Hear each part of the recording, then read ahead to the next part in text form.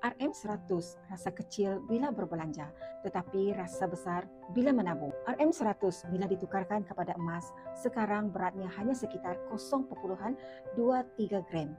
Nampak kecil bila ditukar kepada emas, tetapi dengan 100 ia mampu mengubah keuangan anda. Bila anda sudah konsisten menyimpan selama 5 bulan, anda boleh dapat sekurang-kurangnya gold bar 1 gram ini. Anda tidak akan kaya dengan hanya 1 gram emas, tetapi dengan tabiat menyimpan yang anda sudah berjaya pupuk, 1 gram ini adalah permulaan untuk memiliki emas sebesar 100 gram. Gold bar 100 gram ini berharga sekitar RM48,000.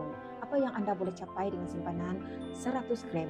Anda boleh jadikan deposit rumah modal untuk rolling business yang mana ia juga boleh menjana pendapatan. Atau anda boleh melangsaikan hutang anda bermula dengan simpanan 100, anda boleh mengembangkan kekayaan dari pelbagai sudut. Simpanan emas bersama dengan Public Gold patuh syariah, mudah dan telus. Untuk bermula, anda boleh rujuk link di bio saya untuk daftar akaun Public Gold anda secara percuma. Saya akan membimbing anda dalam langkah dan juga cara-cara yang terbaik untuk simpanan emas anda.